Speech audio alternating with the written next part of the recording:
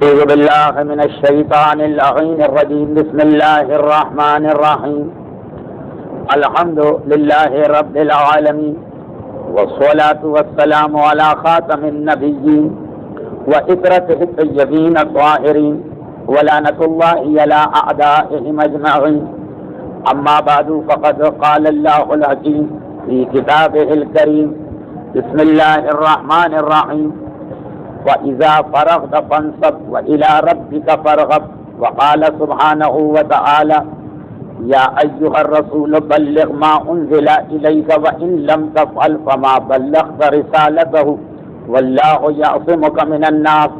وقال سبحانه وتعالى: اليوم أكملت لكم دينكم وأتممت عليكم نعمتي ورضيت لكم الإسلام دينا. وقال سبحانه وتعالى: وسأل سائل بعذاب واقع للكافرين ليس له دافع من الله ذي المعارج. سیرت ختم مرتبت. آج اس سلسلے کی تقریر نمبر 212 موجودہ سال کی نویں تقریر اور واقعہ غدیر کے سلسلے کی تیسری گفتگو. تقریر کی ابتدائی میں یہ گزارش کر دی جائے کہ اس واقعے کے حوالے سے بہت ساری، اور لفظ میں نے استعمال کیا بہت ساری ایسی باتیں جو ممبر سے بیان کرنا عام حالات میں بھی مشکل تھی، اور اس وقت جو دشمنان اسلام مسلمانوں کے درمیان مختلف قسم کے اختلافات پیدا کرنا چاہتے ہیں اور ذرا سی بات پر مسلمانوں کو آپس میں لڑوانا چاہتے ہیں، ان حالات میں یہ اور زیادہ مشکل ہے. چنانچہ ویسے ہی پورے سلسلہ سیرت کے حوالے سے بھی یہ گزارش ہوتی رہی کہ تحریر کا بدل نہیں. کتنی ہی تفصیلات آ جائے پھر بھی بہت سارے واقعات درک کرنا پڑتے ہیں، لیکن خاص واقعہ غدیر قم کے حوالے سے تو یہ خصوصی درخواست کرنا پڑے گی کہ اگر حقیقتاً اس واقعے کی تمام تفصیلات کو سمجھنا تو یقیناً کتنی ہی تفصیل سے تقریر جو نہ کی جائے، کچھ واقعات ہمیشہ چھوڑ دینا پڑتے ہیں، اور وہ معمولی واقعات نہیں. حتیٰ یہ کہ واقعہ غدیر کے آغاز سے پہلے، یعنی آخری حج کے اختتام کے فوراً بعد ایک بڑا عجیب واقعہ پیش آیا، جس کی وجہ سے مسلمانوں میں ایک گروہ کا نام ہم نے اصحاب صحیفہ رکھا، اور وہ خطبہ غدیر کے حوالے سے اس کا اشارہ پچھلی تقریر میں آ چکا ہے. اور واقعہ غدیر کے فوراً بعد جو 2-3 منصوبے بنائے گئے، جن میں سے ایک کا بیان تو پھر بھی میں آئندہ کسی تقریر میں کر لوں گا اشارتاً، وہ پیغمبر کی سواری کے جانور کو بھڑکا کر پیغمبر کو شہید کرنے کا. لیکن اس کے علاوہ بھی 1-2 باتیں اور ہوئی. تو خلاصہ یہ ہے شروع کی اس تمہید کا کہ واقعات اپنی تمام تر تفصیل کے ساتھ بیان نہیں ہو پائیں. دوسری گزارش یہ ہے کہ تھوڑا سا ابتدائی حصہ، آج کی تقریر کا تھوڑا سا ابتدائی حصہ بوجھل رہے گا، لیکن تیسری خوشخبری یہ ہے کہ آج کی تقریر مختصر رہے گی، گزشتہ منگل کی کوتاہی کا ازالہ کر دیں. جو گزشتہ منگل کو بیان بہت لمبا کرنا پڑا تھا.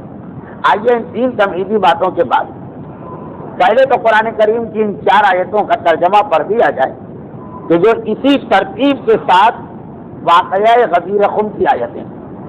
سورہ علم نشرح: وَإِذَا فَرَغْتَ فَانصَبْ وَإِلَى رَبِّكَ فَارْغَب.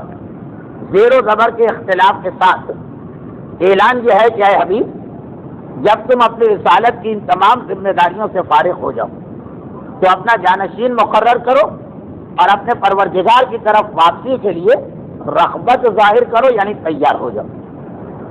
دوسری آیت سورہ مائدہ کی کہ اے حبیب اب پہنچا دو وہ حکم جو تمہارے اوپر نازل کیا گیا اور اگر تم نے یہ حکم نہیں پہنچایا تو گویا کار رسالت کو انجام نہیں دیا، اور اللہ تمہیں انسانوں سے محفوظ رکھے گا۔ ہماری تفاصیل کے اعتبار سے بھی اور خطبہ غدیر خم کی گواہی بھی ہے کہ 3 مرتبہ یہ آیت پہلے نازل ہوئی اور پھر چوتھی بار میدان غدیر میں نازل ہوئی۔ تیسری آیت جو واقعہ غدیر کے فوراً بعد کی، یہ آیت واقعہ غدیر سے تھوڑا پہلے تھی، یعنی جس آیت کی بنا پر رسول کو سواری روکنا پڑی وہ یہ تھی، اور اس کے بعد غدیر خم کے بعد کی آیت، بلکہ پوری آیت تو اس طرح پڑھی جائے کہ الیوم یئس الذین کفروا من دینکم فلا تخشوہم واخشونی الیوم اکملت لکم دینکم واتممت علیکم نعمتی، کہ آج کا دن وہ ہے کہ کافر تمہارے دین کے بارے میں مایوس ہو گئے، بس خبردار ان لوگوں سے نہ ڈرنا بلکہ مجھ سے ڈرنا، آج کے دن میں نے دین کو کامل کیا، نعمتوں کو تمام کیا، اسلام کو پسندیدہ دین قرار دیا۔ اور آخری آیت جہاں پہ واقعہ غدیر اپنے اختتام کو پہنچتا، یہ آیت خود ایک اصول بھی بناتی، جس اصول کو اس کے بعد بھی ہم نے بار بار اپنی آنکھوں سے دیکھا۔ آخری آیت سورہ معارج کی، سأل سائل بعذاب واقع للکافرین لیس لہ دافع من اللہ ذی المعارج۔ ایک آدمی ترجمہ کر رہا ہوں، سأل سائل، ایک سائل نے سوال کیا بعذاب واقع للکافرین، ایسے عذاب کا جو کافرین کے لیے واقع ہوتا، ولیس لہ دافع، اور اس کو دور کرنے والا کوئی نہیں، من اللہ ذی المعارج، یہ عذاب آتا ہے اس پروردگار سے جو بلند رتبے رکھتا ہے۔ یہ آخری آیت جس سے ایک اصول بنا کہ غدیر خم کے حوالے سے اللہ کا عذاب اس دنیا میں بھی آ جاتا، چنانچہ کچھ لوگ اندھے بھی ہوئے، کچھ لوگ برس کے مریض بھی ہوئے، اور کچھ لوگ ان کا ذہن جواب دے گیا، مجنون و پاگل بھی ہوئے۔ البتہ یہ سب ابھی ترتیب کے ساتھ آ رہا ہے مختصر کر کے، کیوں یہ بھی میں نے بار بار غور کیا کہ اس پورے واقعے سوائے خطبہ غدیر کے باقی ساری چیزیں زیادہ تفصیل کے ساتھ مومنین کرام کو معلوم، جب سے ہوش سنبھالا، جب سے کانوں نے سننا شروع کیا، جب سے ذہن نے چیزوں کو درک کرنا شروع کیا، پورا واقعہ غدیر ہر آدمی سنتا ہے، لیکن یہ صرف آیتوں کا ترجمہ تھا جو میری مجبوری تھی کہ اس کا ترجمہ ضروری۔ اب آئیے واقعے کے اس مرحلے سے پہلے جو گزشتہ منگل تک پہنچا ہے، ذرا سی اعداد و شمار کی خشکی، جو تقریر کا ابتدائی حصہ بوجھل تھا وہ اس لیے ذرا سی اعداد و شمار کی خشکی، اور وہ خشکی یہ ہے، یہ اعداد و شمار کی بحث یہ کہ اس واقعہ غدیر خم کے گواہ تو 1,25,000 سے 1,40,000 تک بتائے گئے جو اس مجمع میں موجود ہیں، لیکن ان میں سے 110 صحابہ کرام ایسے ہیں کہ جن کی روایت پورے سلسلہ سند کے ساتھ کتابوں میں آئی۔ 110 صحابہ نے کوئی روایت نقل کی۔ یہ چیلنج کے انداز سے کہتا ہوں کہ تاریخ اسلام کا کوئی واقعہ نہیں، چاہے اعلان رسالت کا واقعہ ہو، چاہے معراج کا واقعہ ہو، چاہے شب ہجرت کا یعنی ہجرت کا تذکرہ ہو۔ شب ہجرت بھی تو ان چیزوں میں سے ایک ہے جنہیں چھپانا ضروری ہے، مگر واقعہ ہجرت ہو، چاہے بدر و احد، خندق و خیبر، فتح مکہ اور تبوک کے واقعات، 110 اصحاب رسول کی حدیث ہمارے پاس کسی اور موضوع پہ نہیں۔ 84 تابعین، دیکھیے حدیث کی اہمیت اس سے بھی بڑھتی جاتی کہ پہلی نسل کے بعد دوسری نسل میں کتنے لوگوں نے اس کو آگے بڑھایا۔ دوسری نسل کا نام ہے تابعین۔ 84 تابعین نے بھی اس حدیث کو نقل کیا۔ 360 علماء اسلام اپنی مختلف کتابوں میں اس واقعہ غدیر کو نقل کیا۔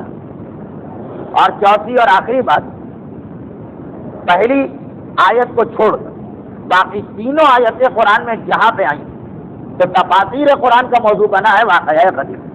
اس پہلی آیت کو چھوڑ دیجئے، سورہ علم نشرہ کی آیہ بلغ ما انزل الیک، عالم اسلام کے 30 مفسرین اس آیت کی یہی تفسیر لکھی کہ یہ واقعہ غدیر کے موقع پہ نازل ہے۔ دوسری آیت الیوم اکملت لکم دینکم، اس آیت کے بارے میں 23 یعنی 23 مفسرین گواہی دے رہے ہیں کہ یہ میدان غدیر کی آیت ہے۔ اور تیسری آیت جو آیہ سأل سائل بعذاب واقع، اس کے حوالے سے ہمارے پاس 30 مفسرین کا یہ قول موجود ہے تو 29 جمع 23 جمع 30، دوسری آیت کے بارے میں 29، تیسری آیت کے بارے میں 23 اور آخری آیت کے بارے میں 30 مفسرین۔ تو یہ پورا کا پورا عدد یہ بنا کہ 110 صحابہ کرام، 84 تابعین اعظام اور 29 جمع 23 جمع 30 مفسرین کرام اور 360 علماء اسلام، عالم اسلام کی پہلی کتاب سے لے کے 14ویں صدی تک کے علماء، یعنی واقعہ مسلسل، اس سے بیان میں کہیں پہ کوئی خلا یا غیب واقع نہیں ہو رہا۔ اچھا مجھے یاد ہے کہ اس سے پہلے ایک آدھ مرتبہ کچھ اور ایسے واقعات آئے تو میں نے کچھ حوالے بھی دے دیے تھے، لیکن یہاں تو 360 کتابیں اور جیسا کہ آپ نے اندازہ لگایا تقریباً 85 سے زیادہ تفسیریں اور 110 سے زیادہ راوی، پہلے راوی جو براہ راست واقعے کے اندر موجود، یعنی جن کے پاس فرسٹ ہینڈ انفارمیشن، جو خود سن رہے ہیں۔ لیکن ان میں سے سب کا بیان تو ناممکن، مختصر کر کے بھی میں اس لیے بیان نہیں کر رہا ہوں کہ ایک تو یہ چیز تقریر میں اتنا لطف نہیں دیتی۔ اب اگر میں اس کے بعد خالی صفحہ نمبر، جلد نمبر، کتابوں کے نام پڑھنے لگوں، اور دوسری بات یہ کہ چوں ہمارے پاس اس عنوان پر بہترین کتابیں بھی موجود ہیں۔ کون سا عنوان؟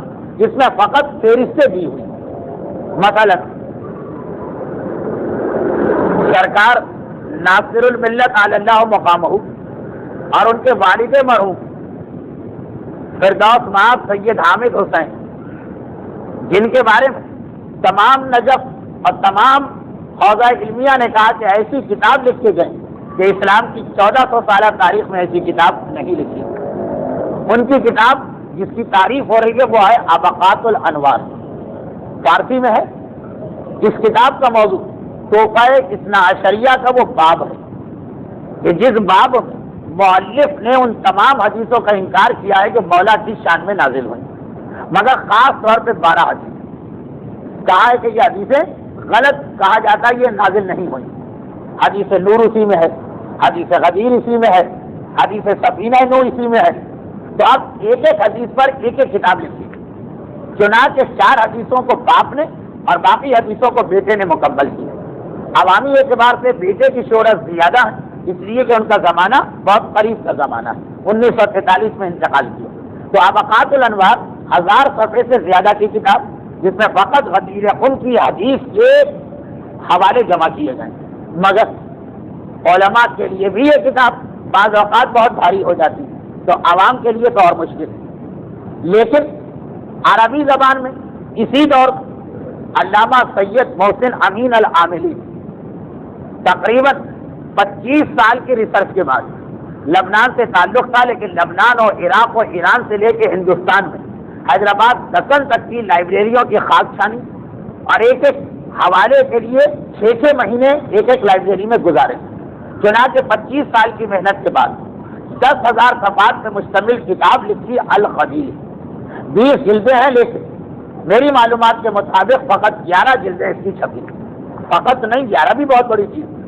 لیکن اس کتاب کے اندر 110 صحابہ کرام، 84 تابعین، 360 علماء اسلام اور تقریباً 85 مفسرین، اور اس کے بعد ایک آخری موضوع اور عربی زبان کے صدر اول سے آج تک کے شعراء جن کے کلام میں غدیر کا تذکرہ ہے۔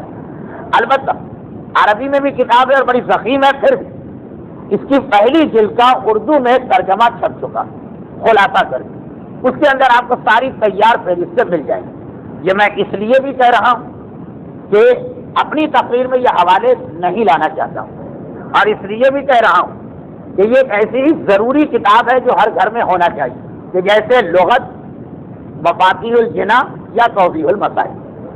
البتہ یہ کتاب تو عربی کتاب الغدیر کی 11 میں سے پہلی جلد کا خلاصہ ہے، لیکن اردو میں ایک ایسی کتاب خود سے بھی لکھی گئی کہ واقعاً اس کی قدر و قیمت لوگوں نے آج کے دور میں بھلا دی۔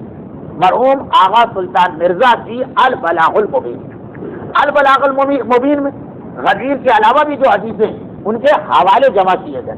یہ بڑا محنت کا کام ہے، لیکن بہت ضروری کام ہے۔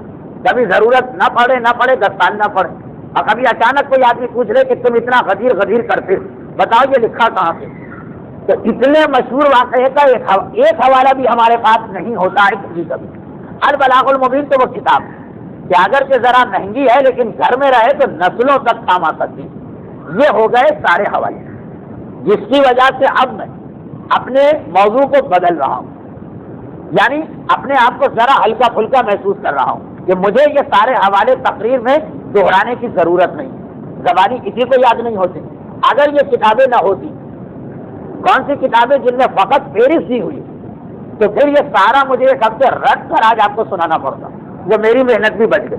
تو خلاصہ یہ نکلا کہ ہر دور میں ہمارے علماء نے غدیر کے حوالے سے معرفت الآراء کتاب لکھی، لیکن اب خلاصہ بنا عربی میں الغدیر 11 جلد، فارسی میں ابقات الانوار، تو کیا کہنا اس کا، اور اردو میں البلاغ المبین. لیکن علماء اسلام کی نگاہ واقعہ غدیر کے حوالے کتنے زیادہ کہ ابو حامد غزالی کے استاد جو امام الحرمین ابو المعالی کہلاتے ہیں، وہ یہ کہتے ہیں یہ پورا واقعہ آپ کو الغدیر کے پہلے جلد میں مل جائے گا، چاہے اردو خلاصہ پڑھیں چاہے اصل عربی پڑھیں. وہ لکھتے ہیں کہ مجھے بغداد ایک صحافی کے ہاتھ غدیر کے حوالے سے ایک کتاب نظر آئی، مومن کی نہیں، اس کی 28ویں جلد تھی، اور اس کے اوپر پرورق سے لکھا تھا کہ اب اس کے بعد اس کی 29ویں جلد بھی چھپنے جا رہی ہے. اور اس کے اندر کتاب کے مؤلف برادران اسلام کے مختلف راویوں کے حوالے سے فقط غدیر کے ماخذ اور مصادر جمع کیے تھے. 28 جلدیں دیکھی جا چکی ہیں، 29ویں چھپ رہی، اور یہ غیر شیعہ کتاب. تو خلاصہ یہ کہ واقعہ تو اتنا مشہور کہ جس کا نتیجہ یہ نکلا کہ شبلی نعمانی جیسا انسان بھی جو ہر اس واقعے کو نظر انداز کر دینے کے عادی، لیکن اس واقعے کو نظر انداز نہ کر سکے، اگر اس کی اہمیت کو گھٹانے کے لیے فقط 11 سطروں میں پورا واقعہ لکھ کے آگے بڑھ گئے، اور اس کے اندر بھی آخری 2 سطروں میں سوال کر کے آگے بڑھ گئے. واقعہ لکھا کہ چلتے چلتے یہ قافلہ پہنچا، پیغمبر نے خطبہ دیا جس میں یہ کہا من کنت مولا فہذا علی مولا اللہم والی من والا وعاد من عادا، اور پھر پیغمبر آگے بڑھ گئے. ترجمہ بھی لکھا کہ جس سے جو مجھ سے محبت کرتا ہے وہ علی سے محبت کرے، محبت. اور اس کے بعد پیغمبر آگے بڑھ گئے، اور سمجھ میں نہیں آتا کہ رسول کو آ کر یہاں رک کے یہ اعلان کرنے کی کیا ضرورت ہے. ایک سوال کر کے 11 سطروں میں اس واقعے کو مکمل کیا، اس طرح مکمل کیا کہ آخری جملہ لکھ اس واقعے کو اور زیادہ پراسرار بنا دے. مگر ہمت ان میں بھی یہ نہ ہوئی کہ واقعے کا ذکر ہی نہ کرتے. کون پکڑتا ہے کسی؟ اتنا مشہور، اتنا معتبر، اور صنعت کے اعتبار سے اتنا مسلسل واقعہ. یہ تو تھے آج کی تقریر کا پہلا حصہ جس میں کچھ حوالے تھے، اس کو بھی میں نے خاصا آسان کرنا چاہا، کچھ تاریخ کچھ کتابوں کی دلچسپی بتا کر، لیکن بہرحال تھوڑا سا نئے آدمی کے لیے تو یہ موضوع مشکل ہے. آئیے یہ جملہ کہنے کے بعد کہ 110 صحابہ کرام کے نام اور مختصر حالات دیکھنا، 84 تابعین کے نام دیکھنا، 360 علماء اسلام کے نام اور ان کی کتابوں کے نام دیکھنا، 29 جمع 23 جمع 30 مفسرین اور ان کی تفاسیر کے نام دیکھنا. تو خلاصۃ الغدیر نامی کتاب لے لیجیے گا. اس کے اندر کچھ لمبے چوڑے مضمون نہیں ہے، فقط لسٹیں، یہ ساری فہرستیں اس کے اندر بنی ہوئی، اور اسی کے شروع وہ خطبہ غدیر بھی ہے کہ جو گزشتہ تقریر میں آپ نے سن لیا. البتہ وہ واقعات جو حالات کی وجہ سے مجھے بھی ترک کرنا پڑ رہے ہیں اور ان تمام کتاب والوں نے ترک کیے ہیں، اگر آپ کہیں کہ پھر وہ کہاں سے ملے، اگر کوئی سوال کرے کہ ہمیں حوالوں سے اتنی غرض نہیں، ہمارا تو یقین کامل ہے اس واقعے پر، مگر مجھے کہا کہ اس واقعے سے پہلے بھی ایک مکے کے اندر ایک واقعہ پیش آئے جس کی وجہ سے تحریر کی صورت میں کچھ منصوبے بنائے گئے. یہ آپ کو علامہ مجلسی کی حیات القلوب کی جلد 2 میں مل جائیں. آمدم برسر مطلب، اگرچہ ابھی تک بھی میں مطلب پر تھا، لیکن اب براہ راست تاریخی واقعے کا بیان کرتے ہوئے تقریر کو آگے بڑھانا. ہاں، صرف ایک چیز یہاں پہ رہی جا رہی ہے، اگرچہ 2 چیزیں رہی جا رہی ہیں، مگر دوسری چیز تو ایک دلچسپ بات ہے، وہ آگے آ جائے گی. آخری چیز یہ حوالوں کے چکر وہ یہ کہ جب اتنے سارے حوالوں کے بعد یہ تو ممکن نہ ہو سکا ذرا سے بھی دیانتدار آدمی کے لیے کہ واقعے کا انکار کرے. جس کے پاس 1% دیانت اور 99% خیانت، اس کے لیے ممکن نہ ہو سکا کہ اس کا انکار کرے. تو اب پھر کیا طریقہ اختیار کیا گیا جو آپ ممبر سے سنتے ہیں، یعنی حدیث کے الفاظ کو بدل دیا گیا. الفاظ وہی رکھے، معنی کو بدل دیا گیا. من کنت مولا فہذا علی مولا، اس کے اندر ایک لفظ مولا ایسا نظر آ گئے کہ کہا کہ چلو ہم سند کے اعتبار سے، راویوں کے اعتبار سے اس کا انکار نہ کر پائیں تو متن کے اعتبار سے انکار کر دو، مولا کے معنی ہی ایسے بنا دو کہ جس مقصد سے رسول غدیر کے تپتے ہوئے میدان دوپہر کے وقت کو خطبہ دیا اور اپنے وصال سے چند دن پہلے کاغذ و قلم منگوا کے اس کو لکھنا چاہا، غدیر خم کو باقاعدہ تحریر کی شکل میں لانا اس واقعے کا نام۔ تو اب اس کے مطلب کو بدل دیا جائے، چنانچہ مولا کے معنی بدل دیے۔ اور یہاں ہمیں بھی نہیں پتا کہ پروردگار کی کیا مصلحت لفظ مولا استعمال کیا۔ لفظ مولا عربی زبان کا وہ لفظ جس کے کم سے کم 27 معنی، تو ہم جیسے عربی سے نابلد اور جاہل طالب علم بھی جانتے ہیں، عربی پر ریسرچ کرنے والوں کا کہنا ہے کہ اس کے معنی 70 پہنچتے، 27 معنی تو ہم لوگوں کے بھی جو ابھی مدرسے میں الف بے پڑھ رہے ہوتے ہیں ہمارے علم میں بھی آ جاتے ہیں۔ اور 27 معنوں میں غضب یہ کہ بہت سے معنی ایسے ہیں جو آپس میں متضاد ہیں، الگ الگ معنی بھی ہوں تو چل جاتا، جیسے لفظ عین کے عربی میں 70 معنی، آنکھ کو بھی عین کہتے ہیں، سورج کو بھی عین کہتے ہیں، پانی کے چشمے کو بھی عین کہتے ہیں، گھٹنے کو بھی عین کہتے ہیں، عین مال کو بھی عین کہتے ہیں، جاسوس کو بھی عین، لیکن الگ الگ معنی۔ مولا کے 27 معنی جو بہت مشہور ہے، وہ نہ صرف یہ کہ الگ ہیں بلکہ بعض آپس میں ٹکرا رہے ہیں۔ آقا کا نام بھی عربی میں مولا ہے، اس کے غلام کا نام بھی مولا۔ آقا اور غلام جو بالکل ضد والے معنی، غلام کو آزاد کرنے والے کا نام بھی مولا ہے، جس غلام کو آزادی مل جائے اس کا نام بھی مولا۔ واقعات کربلا میں اکثر آتا ہے جان مولا ابو ذر، اس کا ترجمہ یہ نہیں ہے کہ جان ابو ذر کا غلام، یہ بھی اور یہ بھی ہے کہ جان ابو ذر کا آزاد کردہ غلام، مگر مسئلہ میراث میں آتا ہے کہ غلام مر جائے تو اس کے مولا کو میراث ملے گا۔ لفظ مولا غلام کا نام بھی ہے جو مرتے دم تک آزاد نہیں ہوا، آقا کا نام۔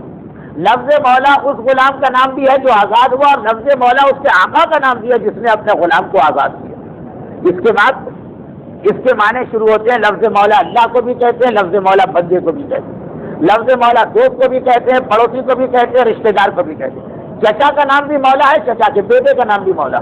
غرض یہ کہ 27 معنی لے۔ اب غدیر خم کی حدیث میں مولا کس معنوں میں استعمال ہوا، اتنا مشکل بھی نہیں، 3 وجوہات کی بنا پر۔ دیکھیے میں کہہ رہا ہوں نا، یہ سارا ممبروں کا موضوع، میری تقریر میں یہ چیزیں اس وقت تفصیل سے نہیں آنا چاہیے، لیکن واقعہ بیان ہو رہا ہے تو بس یہ آخری زحمت۔ لفظ مولا 27 معنی رکھنے کے بعد، اور 27 بھی ایسے معنی کہ جن میں سب ایک دوسرے سے نہ ٹکرا رہے، تب بھی ایک بڑی تعداد آپس میں ٹکرا رہی، پھر بھی 3 چیزیں لفظ مولا کے خاصے مفہوم کو واقع کر دیتی ہیں۔ نعوذ باللہ، یہ میں بہت گھونڈی مثال دینے جا رہا ہوں، لیکن بات یہاں سے شروع کرتا ہوں۔ وہ یہ کہ بچوں کے امتحان میں کبھی کبھار ایک سوال یہ آتا ہے، فل ان دا بلینک، ایک جملہ لکھتے ہیں جس میں خالی جگہ چھوڑ دیتے ہیں، آگے اس کے بعد 3-4 لفظ ہوتے ہیں کہ ان میں سے کوئی ایک بھری۔ یہ تو گھونڈی مثال نہیں ہے، یہ بات دوسری مثال اسی سے ملے۔ معمے جو چھپتے ہیں، بعض فلمی رسالوں کے معمے کے انعام سے لاکھوں میں پہنچ جاتے ہیں، اس میں بھی کیا ہوتا کہ ایک جملہ ہے، آپ کو دیکھنا ہے یہاں پر کون سا لفظ فٹ بیٹھ رہا، 3-4 لفظ آگے ہوتے ہیں، اس میں سے کون سا لفظ ایسا ہے جو اس جملے میں بالکل صحیح بیٹھ رہا ہے۔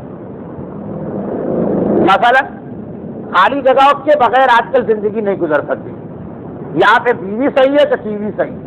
اب یہ جو اکثر معاملے ہوتے ہیں، آپ نے دیکھا یہی تو ہوتا ہے، ٹی وی کے بغیر زندگی نہیں گزر سکتی تو ٹی وی کے بغیر زندگی نہیں گزر سکتی۔ لیکن یہ والا جو جن کو اس کی عادت، تیسرا طریقہ یہی، 3 ایسی گواہیاں جو بتا رہی ہیں کہ لفظ مولا کے معنی کیا، 27 معنی صحیح لیکن بتا رہے۔ پہلی گواہی یہ کہ من کن تو مولا بہاد علی مولا، یہ مولا کا لفظ سمجھیے خالی جگہ، 27 میں سے کون سے معنی یہاں پہ بالکل صحیح محسوس ہو رہے ہیں۔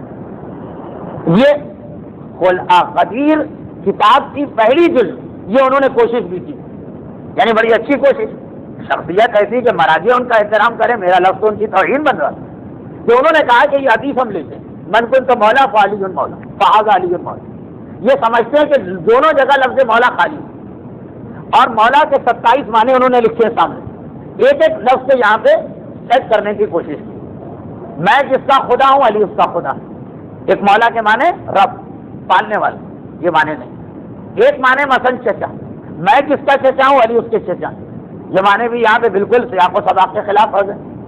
میں جس کا غلام، اس طرح سے میں جس کا پڑوسی ہوں، میں جس کا حمایتی ہوں، اس کے بعد 27 کے 27 معنی رکھیں، بالکل جیسے معمہ حل کرتے وقت آپ لوگ دیکھتے ہیں کہ بیوی رکھیں تو جملہ صحیح ہے، کہ ٹی وی رکھیں تو جملہ صحیح ہے، کہ ٹی وی رکھیں تو جملہ صحیح ہے مثلا، اسی انداز سے واقع 10 منٹ یا 7-8 منٹ آپ لگائیں گے، سمجھ میں آ جائے گا۔ کتاب کا حوالہ بھی دیا، سارے معنی بھی لکھے اور طریقہ کار بھی لکھا ہے کہ کس طرح سے انہوں نے یہ فرض کیا ہے کہ جیسے حدیث غدیر لفظ مولا کی جگہ خالی جگہ، اور 27 معنی ایک ایک کر کے یہاں لگا رہے ہیں، بہترین انداز ہے، بات سمجھ میں آ جاتی ہے۔ اور دوسری 2 چیزیں جس سے اور واضح ہو رہا ہے کہ جو شبلی نے ترجمہ کر دیا جس سے میں محبت کرتا ہوں، اعلان محبت کے لیے مجمع کو دوپہر کے 12 بجے رکوانا، جبکہ یہ مجمع پیغمبر کے ساتھ 1 ہفتہ مکہ میں رہ چکا ہے، نیا مجمع نہیں، سارا پرانا مجمع، ہزاروں مواقع، تو یہ قرینہ بنتا ہے کہ کوئی خاص بات ہوگی، خالی محبت کا اعلان نہیں۔ اور تیسری چیز جس سے مزید یہ مسئلہ واضح ہو رہا وہ یہ کہ پیغمبر نے اپنے خطبے کے بعد اور بیعت شروع کرانے سے پہلے یہ اعلان بھی کیا کہ آلس تو دیکھو، کیا میں تمہارے نفوس پر تم سے زیادہ حق نہیں رکھتا ہوں؟ یہ جملہ محبت کے حوالے سے نہیں آتا، اسی حوالے سے آتا ہے کہ کسی کو دوسرے سے حق دلوانا ہو۔ یہ ابھی تھوڑی سی تفصیل آ رہی، تو پیغمبر کا خطبے کے بعد اور بیعت شروع کرانے سے پہلے کا یہ اعلان، یہ 3 چیزیں تو بہت معمولی آسان سی، لمحوں میں بیان کر دینے والی ہیں۔ اس کے علاوہ ہمارے علماء اور ذاکرین کی 1400 سال سے منبر کی محنت جو لفظ مولا کو سمجھانے میں آتی ہے، یہ 3 باتیں ہو گئی۔ واقعہ ختم ہونے کے بعد 2 باتیں اور ہمارے سامنے آ گئی، جن میں سے ایک اس مولا کی وضاحت ہے، دوسری بھی مان حارث ابن نعمان فہری کا اعتراض کہ اس نے لفظ مولا کے کیا معنی سمجھے، اور پیغمبر کا اس کے معنی پر تصدیق کرنا کہ تم نے صحیح معنی سمجھے۔ وہ تو ہر ایک کو واقعہ بھی پتا ہے، نہیں بھی پتا تب بھی آنے والا۔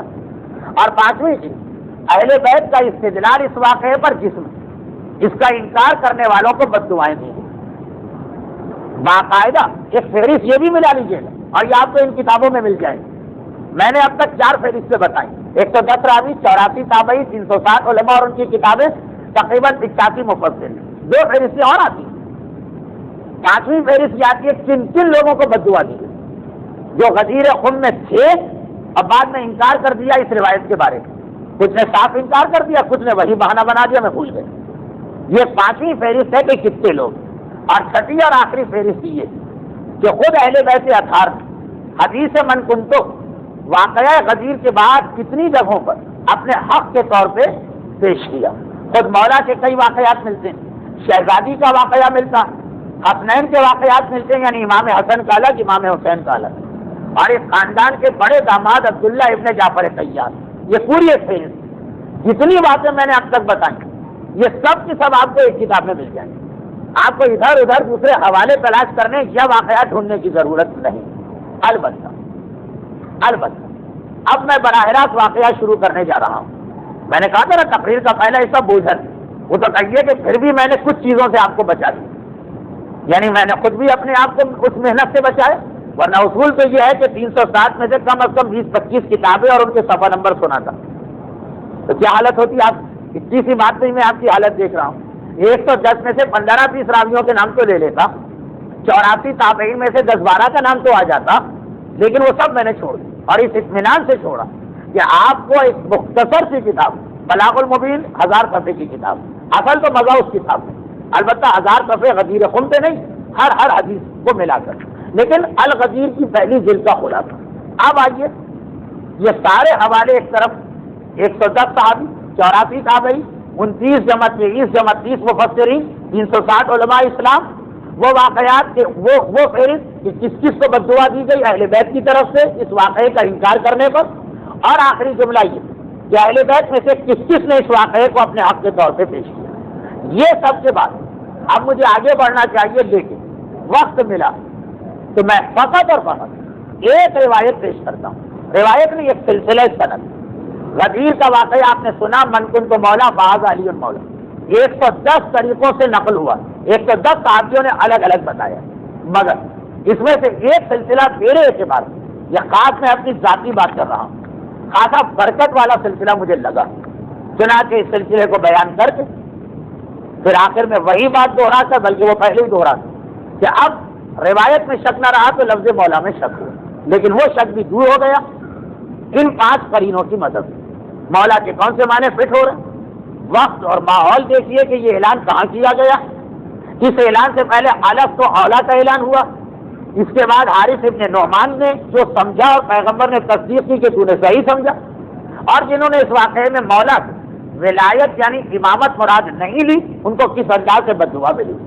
اب آئیے فقط اور فقط برکت سے اس منکن تو مولا سے 110 راوی صرف اہل بیت میں سے جس نے نقل کی ان میں سے ایک سلسلہ سند بیان کر دیا جائے۔ جیسے ہمارے یہاں ایک بڑی دلچسپ حدیث آتی اپنے راویوں کے ناموں سے، سلسلہ الذہب، وہ حدیث کے جو 8ویں امام نے ارشاد فرمایا تھا نیشاپور کہ من قال لا الہ الا اللہ فہو دخل فی حصنی وامن من عذاب، شہر نیشاپور میں 8ویں امام کی حدیث کا اس کا سلسلہ بڑا دلچسپ، یعنی پورا سلسلہ معصومین کا 8ویں نے اپنے معصوم بابا 7ویں اور انہوں نے اپنے معصوم بابا یہاں تک کہ جبرائیل سے اللہ تک بات پہنچی۔ حدیث غدیر کا ایک سلسلہ یہ بھی، وہ سلسلہ یہ کہ ایک فاطمہ اپنی پھوپھی سے روایت نقل کی جن کا نام بھی فاطمہ، اور ان پھوپھی نے اپنی پھوپھی سے روایت نقل کی جن کا نام بھی فاطمہ، اور ان پھوپھی نے اپنی پھوپھی سے روایت نقل کی جن کا نام بھی فاطمہ، اور ان پھوپھی نے اپنی پھوپھی سے روایت نقل کی جن کا نام فاطمہ، اور ان پھوپھی نے اپنی پھوپھی سے روایت نقل کی جن کا نام ام کلثوم، اور شہزادی ام کلثوم نے اپنی مادر گرامی سے روایت نقل کی جن کا نام بھی فاطمہ۔ یہ حدیث فواطم کہلاتی، یعنی اس حدیث میں 6 خواتین آئی، پوری روایت عورتوں کی روایت، مگر ایک ہماری عورتوں کی روایت ہوتی کہ یہ لفظ سنتے ہی کہ فلاں روایت عورتوں کی ہم کہتے ہیں اوہ چھوڑ، پھر تو سوائے غلط غلط باتوں کے کچھ نہ ہو۔ اور ایک خاندان اہل بیت کی وہ سیدانیاں، کہ 6 سیدانیاں ہیں جن میں سے ہر ایک اپنی بزرگ سیدانی سے روایت نقل کرتی ہے، 6 میں سے 5 کے نام فاطمہ، فقط ایک ام کلثوم ہے کہ جن کا نام فاطمہ نہیں۔ اب اس میں بھی ایک ریسرچ، مگر وہ کتنی صحیح ہے کتنی غلط ہے میں اپنے موضوع سے ہٹ جاؤں۔ کہا گیا کہ ام کلثوم کا نام بھی فاطمہ، تو نیت ام کلثوم، یہ بھی ایک ہے کہ ام کلثوم عموماً نام نہیں ہوتا، کلثوم کی ماں، یہ تو کنیت، نام شاید ان کا بھی فاطمہ۔ بہرحال یا تو 6 کے 6 اس کی راویاں سب عورتیں سیدانیاں، عام سیدانیاں بھی نہیں، امام زادیاں، اور سب کے نام فاطمہ۔ اور اگر ام کلثوم کے بارے میں ہم اس قول کو نہ مانیں اور ان کا نام ام کلثوم بھی مانیں تو 6 میں سے 5 کا نام ہے فاطمہ۔ سلسلہ شروع کہاں سے ہوا؟ سلسلہ شروع ہوتا کہ جب 8ویں امام کی بیٹی جن کا نام فاطمہ ہے وہ کہتی کہ میں نے اپنی پھوپھی سے یہ روایت سنی، میں نے اپنی 3 پھوپھیوں سے یہ روایت سنی جن میں سے ایک پھوپھی وہی معصوم ہے، 8ویں امام کی بہن اور 7ویں امام کی بیٹی، اور میں نے اپنی دوسری پھوپھی زینب سے بھی یہ روایت سنی، اور تیسری پھوپھی کا بھی نام لیا۔ دیکھ ہم سلسلہ روایت کو خواتم رکھتے ہیں، خواتم ایک لفظ ہے جس کا مطلب ہے فاطمہ کی جمع، کیونکہ اس میں اتنی ساری فاطمہ آ رہی ہیں، ہر فاطمہ امام زادی۔ تو پہلی فاطمہ کے اس روایت کی آخری راویاں وہ ہیں 9ویں امام کی بہن اور 8ویں امام کی بیٹی فاطمہ بنت امام رضا کہتی کہ مجھ سے میری پھوپھی فاطمہ بنت امام موسی کاظم نے یہ ارشاد فرمایا جو معصومہ خم کے نام سے مشہور ہے، وہ کہتی ہیں کہ میں نے اپنی پھوپھی یعنی اپنے بابا 7ویں امام کی بہن فاطمہ بنت امام صادق سے یہ سنا، یہ تیسری فاطمہ اس سلسلہ کلام میں ہے، وہ فرماتی کہ میں نے اپنی دادی کو یعنی 4تھے امام کی بیٹی فاطمہ سے یہ سنا، 5ویں امام کی بیٹی نہیں 6ٹھے امام کی بیٹی 4تھے امام کی بیٹی سے ہی سن رہی ہے، اور وہ جو 4تھے امام کی بیٹی ہے فاطمہ وہ کہتی ہیں کہ میں نے اپنی پھوپھی جناب فاطمہ کبریٰ سے یہ سنا، جناب فاطمہ کبریٰ امام مظلوم کی بیٹی 4تھے امام کی بڑی بہن 4تھے امام کی چھوٹی بہن علی اکبر کی بڑی بہن، وہ کہتی 4تھے امام کی بیٹی فاطمہ کہتی کہ میں نے اپنی پھوپھی سے سنا جو فاطمہ کبریٰ کے نام سے، فاطمہ کبریٰ کہتی ہیں کہ میں نے اپنی پھوپھی ام کلثوم سے سنا، اور ام کلثوم کہتی ہیں کہ میں نے اپنی مادر گرامی سے سنا۔ تو آپ دیکھیے فاطمہ کا سلسلہ شروع ہوا 9ویں امام کی بہن سے لے کر، اور سب پھوپھی ہیں، فقط ایک جگہ دادی پھوپھی آئی، اور یہ سلسلہ پہنچا شہزادی میں۔ البتہ شہزادی کا تذکرہ آ گیا اسی واقعے کے حوالے سے، جو فرماتی ہے کہ میرا حق دو، اس حوالے سے شہزادی نے 2-3 خطبے دیے، ایک فدق کا مثل، اس میں سے خطبے ام کلثوم فرماتی کہ میں نے اپنی مادر گرامی فاطمہ سے سنا، یعنی رسول کی بیٹی فاطمہ زہرا کے انہوں نے مدینے والوں کو جمع کی اور کہا انسیتم قول رسول اللہ صلی اللہ علیہ وآلہ، انسیتم، کیا تم لوگ بھول گئے میرے بابا رسول خدا کا قول، من کنت مولا فہذا علی مولا۔ تو یہ حدیث شہزادی فاطمہ نے بحیثیت حدیث نہیں پیش کی، یہ بطور احتجاج، ایک حجت، ایک مناظرے کے انداز میں پیش کی، لیکن تصدیق کر کہ کیا تم لوگوں نے نہیں سنا میرے بابا کا قول؟ اور یہ حدیث کب ہے؟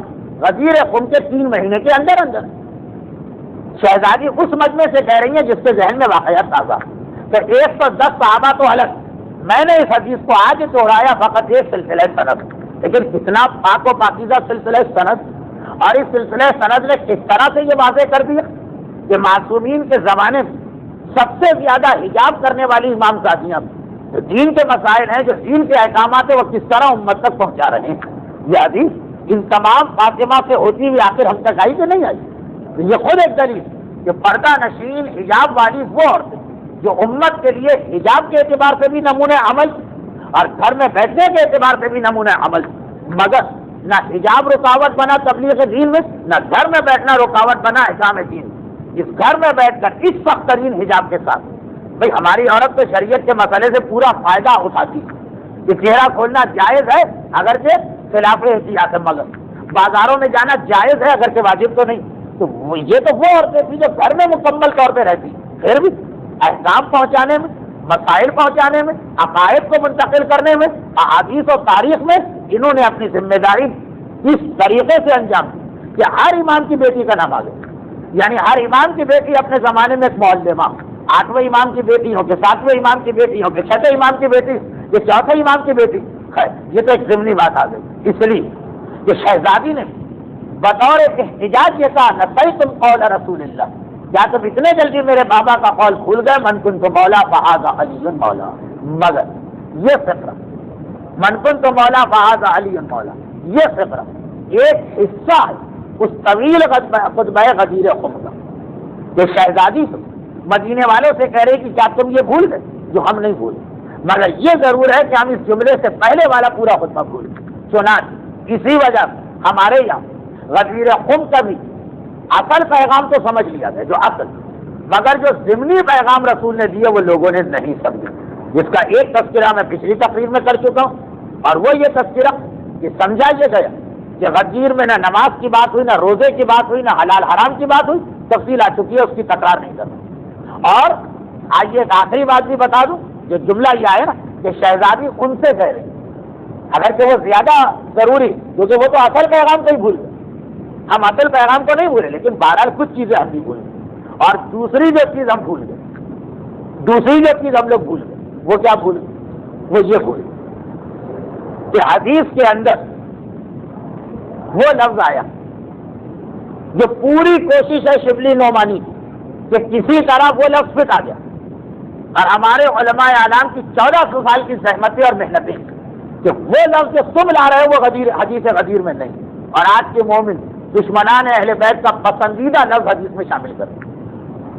بہت عجیب جملہ کہہ رہا ہوں، پوری تقریر چاہتا ہے لیکن موضوع سے زیادہ ہٹے بغیر، اب تو یہ تو بالکل موضوع 1400 سال سے جو خواہش دشمنان اہل بیت کی کہ کاش غدیر خم جس کا انکار ممکن نہیں، کم از کم اس کے معنی تو بدل دو۔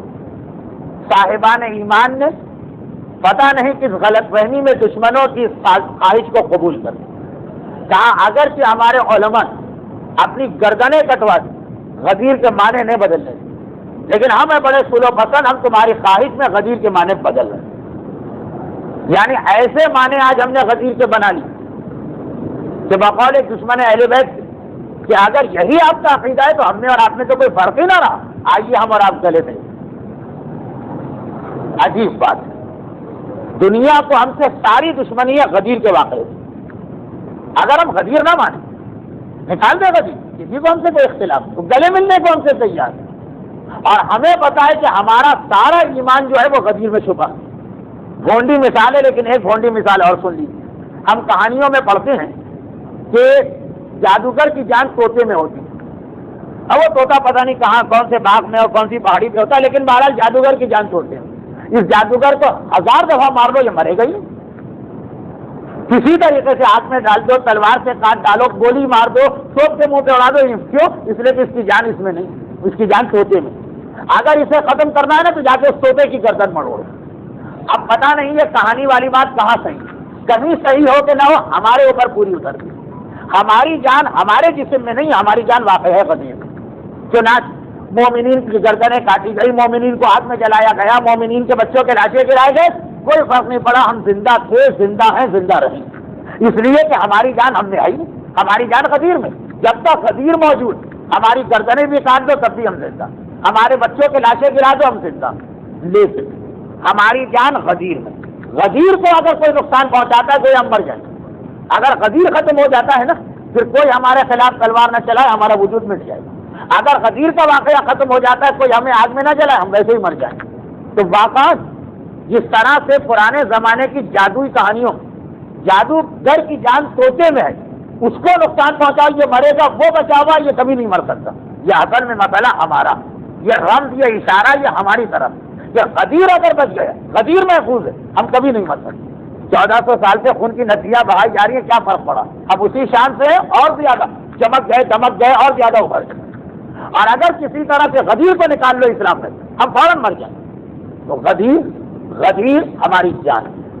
جادوگر طوطے کی بڑی حفاظت کرتا، اپنی اتنی حفاظت نہیں کرتا کیونکہ پتا ہے کہ میں تو مر ہی نہیں سکتا، ہمیں بھی غدیر کی اتنی ہی حفاظت کرنا بلکہ اس سے زیادہ۔ اب اگر کہانیاں آپ نے پڑھی، ایسا لگ رہا ہے کہ نہیں آپ جادو کی کہانیاں پڑھنا چھوڑ چکے ہیں، تو وہاں طوطے کی حفاظت ہوتی ہے، وہ ایک باغ میں ہے، اس کے اوپر جن پہرا دے رہا، وہ باغ بھی ایسے پہاڑی کے غار میں ہے کہ کوئی نہیں جا سکتا۔ ہمیں غدیر کی حفاظت کرنا مگر نہیں کرنا۔ ہم نے غدیر کے وہ معنی نکال لی جو 1400 سال سے دشمن نکلوانا چاہ رہا تھا، ہم کبھی تیار نہیں۔ کیا مطلب؟ من کنت مولا فہذا علی مولا، اس کا ترجمہ کیا ہے؟ پیغمبر نے کس چیز کا اعلان کیا؟ ولایت علی کا۔ ہم ترجمہ کرتے ہیں محبت علی، شبلی تھک گیا ترجمہ کرتے کرتے تو ہم نے کہا غلط ترجمہ۔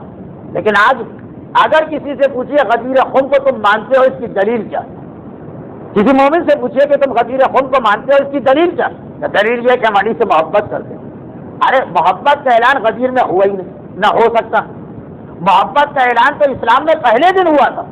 کیا 23 سال اسلام بغیر محبت علی کے چل رہا تھا؟ اب علی کی محبت آئی، محبت نہیں۔ لیکن لوگوں سے پوچھ کیسے پتا چلے کہ ایک مومن غدیر کو مانتا؟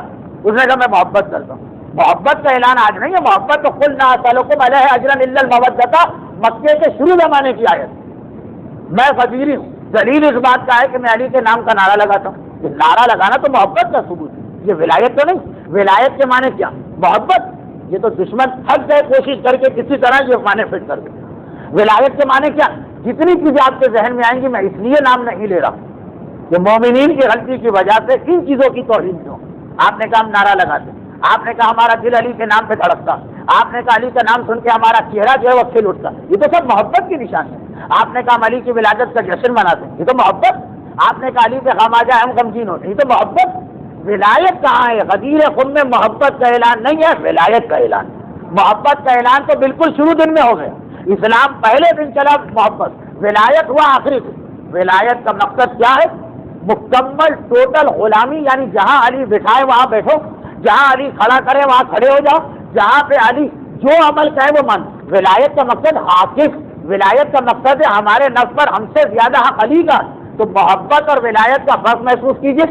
اور اگر پھر بھی میری بات آپ کے ذہن میں کوئی اہمیت نہیں رکھ رہی تو دشمنان اہل بیت سے پوچھیے، وہ کہتے ہیں کاش تم ولایت کے معنی محبت نکالی، کیونکہ محبت تو ہم بھی علی سے کرتے ہیں۔ کون ہے عالم اسلام میں جو محبت کا دعویٰ نہیں کرتا؟ تو محبت نہیں ہے ولایت، محبت پہلے دن۔ کہا جب تم اتنی محبت کرتے ہو تو اب ولایت علی کی مانو، یعنی تمہارا زندگی کا ہر عمل حکم علی کے مطابق ہونا چاہیے۔ وہ محبت جس میں ہم علی واقع دل میں علی کا نام سنتے ہی ایک عجیب روحانی مسرت پیدا ہو، چہرہ کھل اٹھے، مگر نماز پڑھنے کو تیار نہ ہو، یہ محبت۔ لیکن ولایت کیا ہے کہ جتنی محبت ہے اتنا ہی حکم امام ماننا۔ اگر نماز کہا تو نماز پڑھیں گے، روزہ کہا تو روزہ رکھیں گے، حجاب کہا تو حجاب کریں گے، خمس کہا تو خمس دیں گے، جان دینے کو کہا جان دیں گے، اولاد دینے کو کہا اولاد دیں گے۔ یہ ولایت ہے، وہ محبت۔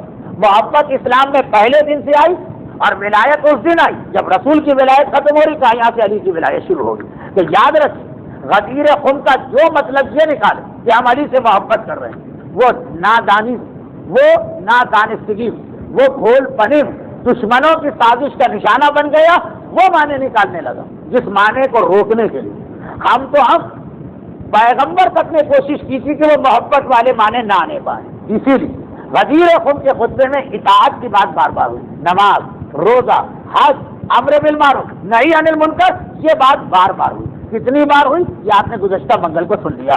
تو خلاصہ یہ کہ غدیر کے حوالے سے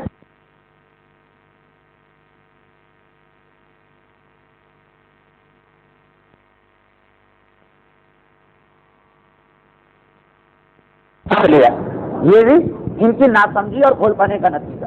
غدیر کے حوالے سے دوسری بات کہ من کن تو مولا تم نے مانا، اس کا ثبوت کیا؟ کہا اس کا ثبوت یہ کہ ہم محبت کرتے ہیں، محفلیں سجاتے ہیں، مجلسیں کرتے ہیں، نعرے لگاتے ہیں۔ یہ محبت کی دلیلیں ہیں، یہ ولایت کی دلیلیں نہیں۔ ولایت جس طرح غلام حرکت کرتا ہے۔ غدیر کے حوالے سے ایک تیسرا اعتراض بھی ہوتا، لیکن وہ اعتراض تو اتنا بھونڈا ہے کہ اس کا ذکر نہ کرنا ہی مناسب ہے۔ آج کی تقریر میں وہ اعتراضات بھی کیے جو دشمنان اہل بیت کرتے ہیں تاکہ غدیر کو چھپا دیا جائے، اور وہ اعتراضات بھی میں نے بیان کیے جو محبان اہل بیت کرتے ہیں، انہیں پتہ بھی نہیں مقصد اس کا یہ ہوتا ہے تاکہ غدیر کے پیغام کو بدل دیا جائے۔ نہ غدیر کا پیغام چھپ سکتا ہے، نہ غدیر کا پیغام بدل سکتا ہے، مگر جو چھپانے والے ہیں ان کو تو ہم نے اتنے جواب دے دیے۔ جب اپنے ہی پیغام بدلنے پہ آ جائیں تو ان سے کیا کہا جائے؟ بس یہی کہا جا سکتا جو پچھلے منگل کو خطبہ غدیر کے ذریعے سے کہا گیا اور مزید تکرار کر دی جائے، وہ یہ کہ آپ سنیے واقعات کس دھارے میں بہ رہے ہیں کہ اللہ کا رسول 14 ذیلحج کو مدینے میں نکلا۔ اگر آپ کو حذیفۃ الیمانی کی حدیث یاد ہو، حذیفۃ الیمانی کی ایک حدیث ہے جس کا آخری حصہ یہ کہ میں اس دن رسول کے ساتھ تھا جس دن پیغمبر کی اونٹنی پر پتھراؤ کیا گیا، وہ حدیث، اس کا اگر پہلا حصہ یاد ہے تو پہلے حصے کا بہت ہی احتیاط سے سمجھ کر خلاصہ پیش کر رہا ہوں کہ اللہ کے رسول 14 تاریخ کو مکے سے نکلے، مگر اس دن اللہ کے رسول کو پتہ چلے کہ کل رات کو مکے میں بعض مسلمانوں یا منافقوں کی ایک میٹنگ ہوئی اور اس نے یہ طے پایا کہ علی کو کسی طرح سے روکنا ہے۔ میں بہت احتیاط، کتنی احتیاط کروں۔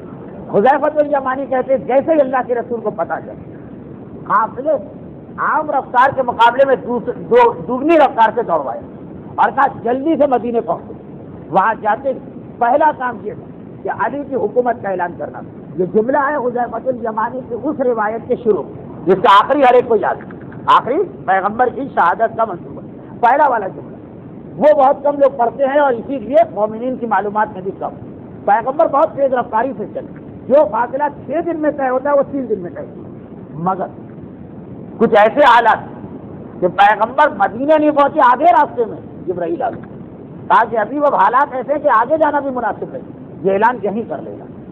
کیا ایسے حالات آپ خود محسوس کر رہے ہوں کہ آپ کا دل بھی چاہتا ہوگا وہ پورا واقعہ سنوں، میرا دل بھی چاہتا ہے وہ پورا واقعہ پڑھوں، لیکن حالات ایسے نہیں ہیں، اس لیے میں نے کتاب حیات القلوب کا حوالہ دے دیا جس کا ایک جملہ پھر دوہرا دیا۔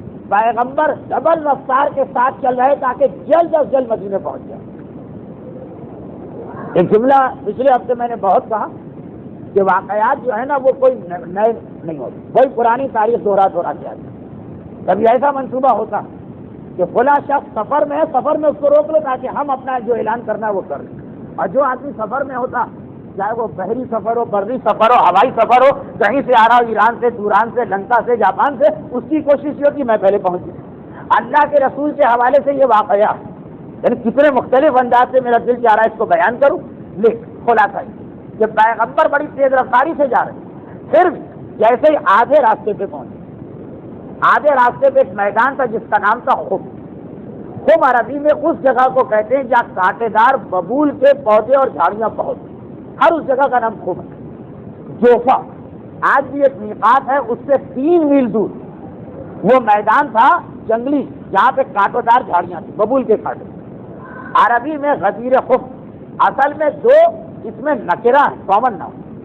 ہر تالاب کا نام غدیر، ہر تالاب۔ خم ہر اس جگہ کا نام ہے جہاں ببول سے کانٹوں دار درخت یا جھاڑیاں پائی جائیں۔ کیوں؟ جوفا جہاں آج بھی بہت سے لوگ اپنے حج کا احرام پہننے جاتے ہیں اور بہت سے لوگ عمرے میں بھی پہلے وہاں جاتے ہیں، اس سے 3 میل آگے ایک چھوٹا سا ایسا جنگل جہاں کانٹے دار ببول لگے، وہیں پر ان کے قریب ایک تالاب تھا۔ چنانچہ وہ علاقہ بعد میں غدیر خم کہلائے۔ اصل میں غدیر کا مطلب ہے پانی کا تالاب، ترجمہ یہ ہوا خم والا تالاب۔ وہاں پہ اللہ کے رسول نے یہ اعلان کیا۔ تو جگہ کا نام ایسا ہے کہ جو عربی میں آپ کو کئی دفعہ ملے گا۔ غدیر جہاں جہاں عرب میں تالاب، خم جہاں جہاں پہ کانٹوں دار جھاڑیاں ببول کے کانٹے، غدیر خم جوفا سے 3 میل دور وہ جنگل، وہاں پہنچے۔ اب ایک جملہ میں ایسا کہہ رہا ہوں جس کو وہی لوگ سمجھ پائیں گے جو اس سے پہلے میرے ساتھ چل رہے ہیں۔ جیسے ہی وہاں پہنچے جبرائیل آئے، بڑی تیزی سے آئے کہ اللہ کے رسول اب یہیں رک جائیے، اور جس اعلان کے لیے آپ مدینہ جانا چاہ رہے ہیں یہ اعلان مدینے سے پہلے یہیں کر دیجیے۔ حذیفۃ الیمانی کی ایک بڑی عجیب روایت ہے جس کا میں 4تھی دفعہ حوالہ دے رہا ہوں، کیونکہ خلاصہ یہ کہ منصوبہ یہ تھا کہ رسول کو مدینے پہنچنے ہی نہیں دے رہا، تو کہا یہ اعلان یہیں کر دیجیے۔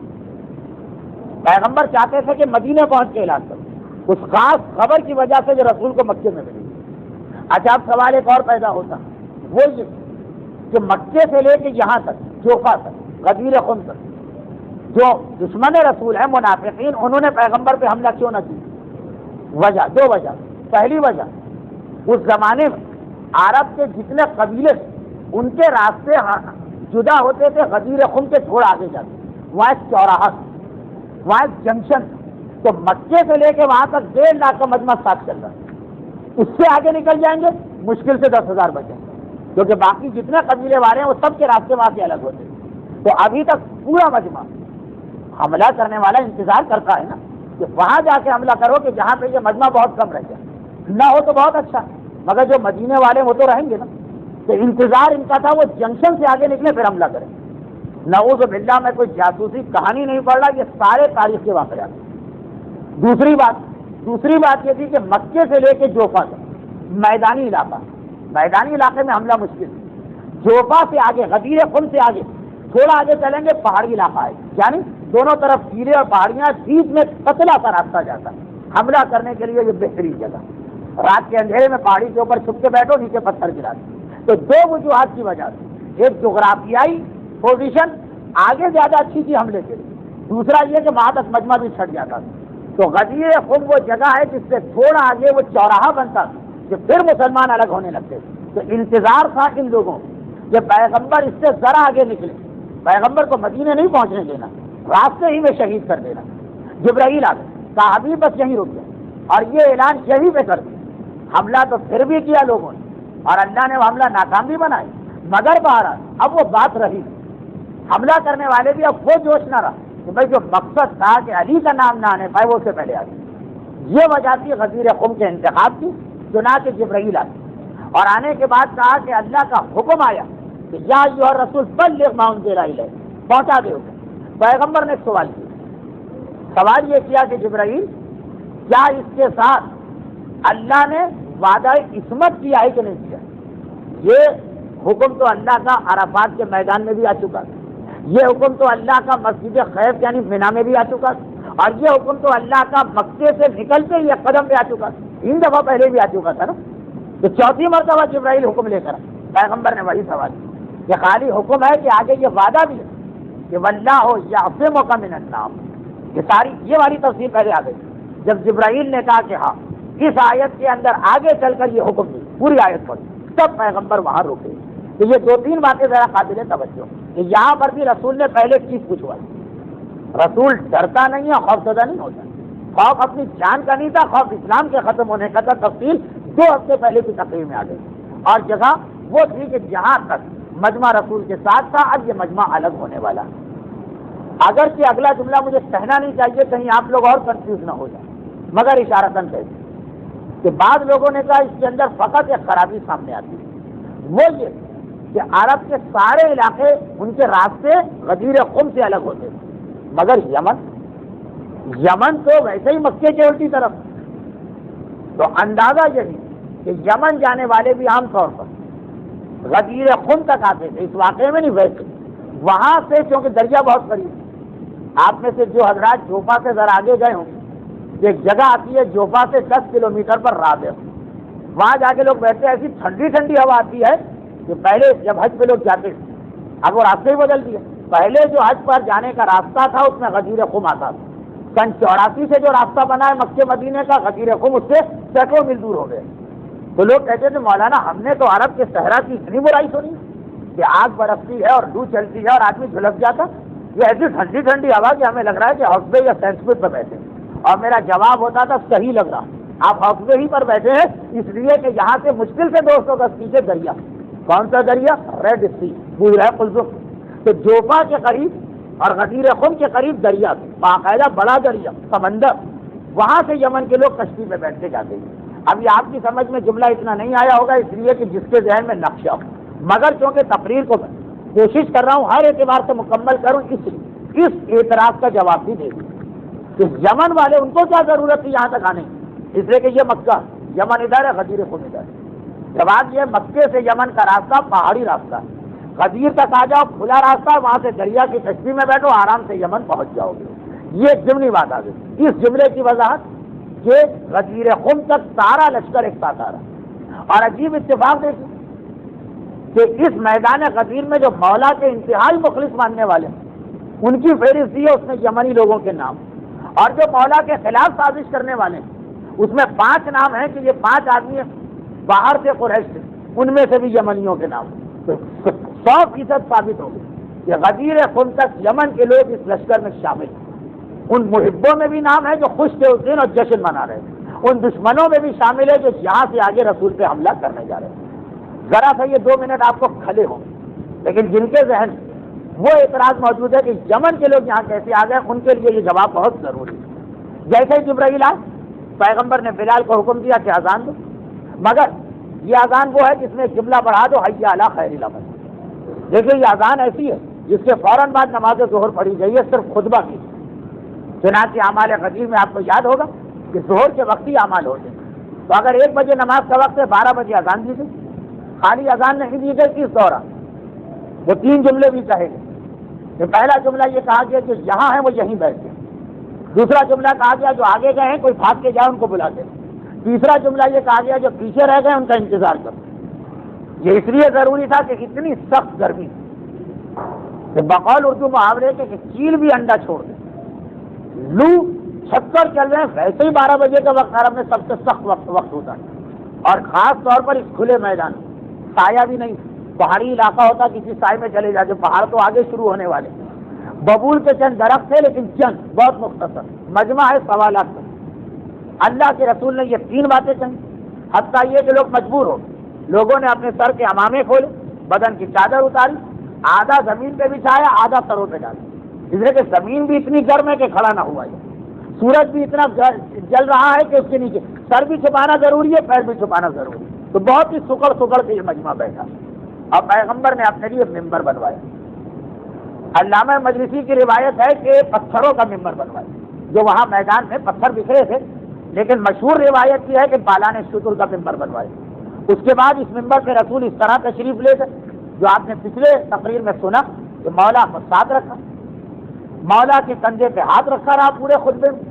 اتنا لمبا خطبہ تھا کہ میں نے اس کو اتنا مختصر کیا, تب جا کے 1.25 گھنٹے یا 1.5 گھنٹے کا ہوا. مگر اس دوران لوگ سب کی زمین پہ بیٹھے ہیں, جلتے سورج کے نیچے بیٹھے ہیں, علی سب کے سامنے کھڑے ہیں, پیغمبر کا ہاتھ علی کے کندھے پر ہے, پیغمبر کا بیان چل رہا ہے. یہاں تک کہ اس بیان کا آخری حصہ ہے جب ایک بار رسول علی کو اپنے ہاتھوں میں اٹھا کے وہ اعلان کیا جو آپ نے پچھلی دفعہ سنا.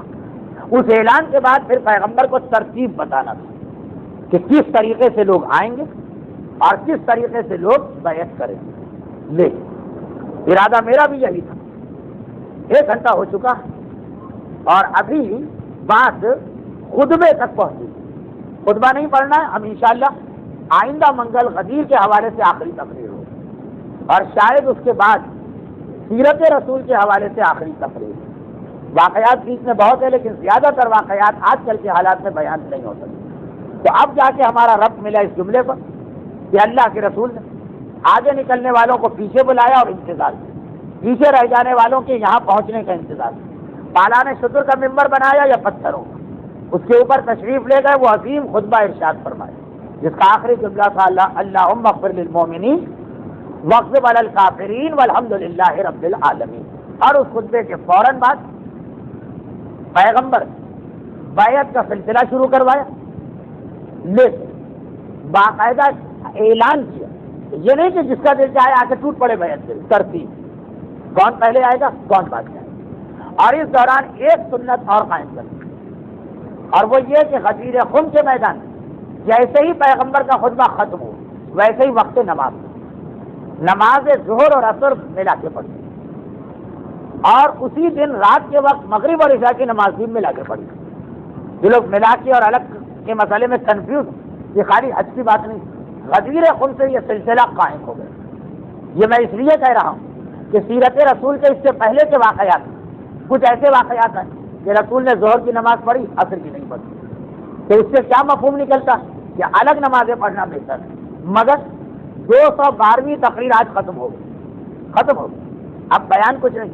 212ویں تقریر میں کم سے کم 100 دفعہ تو میں نے ایک اصول بتایا کہ سیرت رسول جب سنی ہمارے اور آپ کے لیے آخری عمل حجت بنے گا، شروع والا نہیں۔ پیغمبر کی زندگی کے آخر میں جا کے یہ طے ہو گئے کہ پیغمبر نمازیں ملا کے پڑھتے۔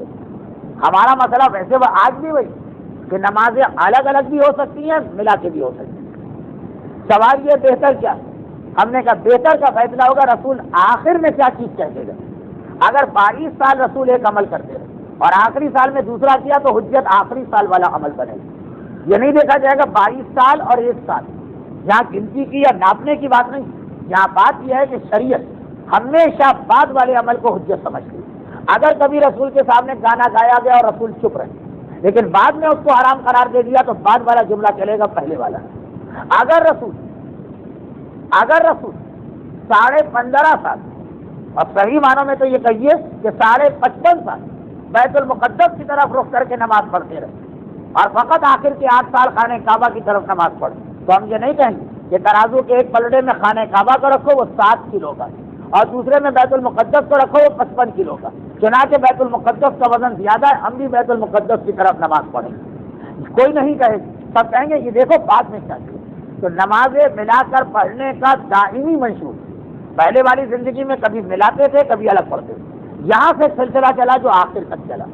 بلکہ بعض علماء تو اس کے بھی قائل کہ حی علی خیر العمل پہلی مرتبہ اذان میں غدیر سے ہی آیا، گھر کے یہ بحث ذرا قابل بحث ہے یہ جملہ، مگر بہرحال یہ طے شدہ بات ہے کہ غدیر سے تو یہ جملہ مستقل اذان کا حصہ بنے۔ تو غدیر جہاں ایک طرف ہمارے عقائد عقیدہ امامت کا اہم اعلان پہنچا رہی، وہاں ہمارے فروع دین کے بھی بہت سارے احکامات کو تشکیل دے رہی، مگر باوجود ہر ممکن کوشش آج میں یہ بیان مکمل نہ کر پایا۔ اب سأل سائل بعذاب واقع والا بیان رہ گیا، باقی تو بات ہو گئی۔ اگرچہ بظاہر ایسا لگے گا کہ پچھلی تقریر میں بھی یہ تھا کہ رسول خطبہ ختم کر کے نیچے تشریف لائے اور آج بھی ہم وہی رکے، لیکن نہیں، پچھلی تقریر کی جو بات تھی اصل میں تقریریں الٹی ہو گئی، یہ پچھلے منگل کو ہونا چاہیے تھی اور پچھلے منگل کی تقریر آج ہونی چاہیے، کیسٹوں میں صحیح کر لیجیے گا لیکن ضرورت بھی نہیں۔ خلاصہ یہ کہ اب مجمع اتنا طولانی خطبہ سن رہا، اور ایک بات میں صرف آئندہ تقریر کے لیے اشارتاً کہی کہ اس دوران اللہ کے رسول نے خطبے کے آخر میں ایک اعلان کیا کہ اے مسلمانوں میں چاہتا تو یہ ہوں کہ تم سب میری بیعت کرو، پھر فوراً علی کی بیعت کرو، مگر اتنا وقت نہیں، 1.25 لاکھ آدمی، اگر 2 دفعہ بیعت کرا جائے گی تو 2.5 لاکھ ہو جائے گا۔ علی کی بیعت تو ضرور کرانا ہے کیونکہ یہ پہلی بیعت، رسول اپنی بیعت اس سے پہلے کئی دفعہ کروا چکے، مگر کہا میری خواہش تو یہ کہ میں آج بھی ڈبل بیعت کرا دوں، وقت نہیں، چنانچہ میری بیعت کے بدلے میں تم سے کچھ جملے کہہ رہا ہوں، تم میرے ساتھ ہوگا، یہ بیعت کے برابر ہوگا، اس میں ٹائم بچ گئے، 1.25 لاکھ الگ الگ ہاتھ آ کے رکھیں، اس کے بدلے 1.25 لاکھ نے ایک ساتھ کہہ دیا۔ مجمع نے دہرانا شروع کیا، اب آپ سنیں گے آئندہ اتوار منگل پیغمبر نے کہا تمہاری آواز کہاں چلی گئی، 1.25 لاکھ آدمی بول رہے ہیں اور پیغمبر کے کان تک آواز نہیں پہنچی، اتنا آہستہ بول رہے ہوں، پتہ نہیں کیا بول رہے ہیں، باقاعدہ خطبے میں یہ لفظ ہے تمہاری آواز کہاں چلی گئی، اگر کہ اللہ ہر آواز کا سننے والا ہے لیکن مجھے بھی سناؤ، پھر جا کر بیعت ہوئی۔ تو خطبہ غدیر کی کچھ باتیں اتنا سننے کے باوجود ابھی بھی بہت سے لوگوں کو نہیں معلوم، لیکن مجمع جو محبان اہل بیت کا ہے وہ کتنے ہی آرام سے بیٹھا ہوں، ان کی ذرا کیفیت کا اندازہ کریں۔ کہ جن کے اوپر ایک صدمہ تو یہ نازل ہوا کہ وہ سوچ رہے تھے کہ علی کا اعلان مدینے تک چلا ہے، مدینے سے پہلے ہی رسول کو ہم شہید کر دیں، کیا اس سے پہلے یہ اعلان ہو گیا؟ یعنی جو وقت انہوں نے کیلکولیٹ کیا تھا پتہ چلا اس سے پہلے انقلاب آ گیا۔ وہ اپنے حساب سے ایک وقت سوچ کے بیٹھے تھے، لیکن پیغمبر نے ان سے زیادہ جلدی۔ دوسرا یہ کہ اتنا ناخوشگوار اعلان سننا پڑ رہا، اب جن حالات کوئی بہت ہی بور قسم کا ڈرامہ ٹی وی پر آ جائے تو ایئر کنڈیشن کمرے میں بھی مزہ نہیں آتا، اور جلتے میدان میں پیغمبر نے ان کو بٹھایا ہوا۔ اگر ہمیں یقین ہے کہ سبب یہ نہیں ہوگا، مگر ان دشمنان اہل بیت اپنے لکھے ہوئے منصوبے کے مطابق اس کے بعد اہل بیت پر جو بھی ظلم کیا اس میں یہ ظلم ضرور شامل کیا، جلتی ریتی پہ بٹھانے کا، جلتے سورج کے نیچے بٹھانے کا۔ میں نہیں کہہ سکتا کہ غدیر خم کی وجہ سے یہ، نعوذ باللہ، یہ کیسے ہو سکتا کہ رسول کے عمل کا بدلہ آل رسول سے لیا جائے، لیکن شاید ہو بھی سکتا، مگر یہ ایک عجیب بات ہم کو نظر آ رہی ہے۔ اس کے بعد مظالم مختلف انداز کے ہوئے، لیکن گھوم گھوم کے یہ ظلم تو ضرور سامنے آ رہا ہے۔ فاطمہ زہرا کو ماتم سے روکا گیا کہ شہزادی شہر کے باہر جا کے ماتم کرنے لگی، وہاں اور کچھ تو نہ کیا، وہ درخت کاٹ کے پھینک دیا جس کے سائے میں بیٹھ کے فاطمہ ماتم کر دی۔ اب فاطمہ کا ماتم تپتی زمین پر جلتے سورج کے نیچے ہوتا۔ میرا 10واں امام متوکل نے اپنی سواری کے آگے دوڑایا، ننگے پیر کیا، ننگے سر کیا، جلتی سڑک پہ چلنا ہے، جلتے سورج کے نیچے چلنا ہے۔ مگر یہ مظالم جو ہمیں پتہ نہیں، ہو سکتا ہے غدیر ہی کا انتقام جو ہمیں نظر آئے کہ تلوار، تیر، بھوک پیاس اپنی جگہ، تپتی زمین، جلتا سورج، یہ اہل بیت سے ضرور بدلہ لیا گیا۔ چنانچہ پھر ہمیں اس میں وہ لاشہ حسینی بھی نظر آئی جسے 3 دن تک تپتی زمین پر جلتے سورج کے نیچے چھوڑا گیا۔ پھر اس میں ہمیں حسین کے ننھے ننھے بچے بھی نظر آئے جو کوفے سے شام جب جاتے تھے اور دوپہر کا قافلہ رکتا تو لشکر یزید اپنے گھوڑوں تک کے لیے شامیانے لگاتا تھا کہ گھوڑے بھی شامیانے میں بیٹھیں گے، مگر ننھی سکینہ کو اسی تپتی زمین پر جلتے سورج کے نیچے بٹھایا جاتا تھا۔ سلسلہ پتہ نہیں کب سے چل رہا ہے اور کب تک چلتا رہا، تپتی زمین، جلتا سورج، اور ایک ایسا منظر ہوتا تھا کہ جو اہل بیت کی صحیح محبت رکھتا وہ برداشت نہیں کر پاتا، مگر ظالموں کے ظلم کے آگے اگر مجبور ہے تو ایک وعدہ ضرور کرتا، اے میرے وارث، اے میرے آقا، اے میرے مولا، آج آپ کی کنیز رباب نے آپ کا لاشا تپتی زمین سے دیکھا ہے، جلتے سورج کے نیچے دیکھا ہے۔ رباب غدیر کے بہت بعد خاندان اہل بیت میں آئے، وہ سوچ بھی نہیں سکتی کہ کوئی ایسا ظالم انسان بھی ہو سکتا ہے جو لاشے کا بھی احترام نہ کرے۔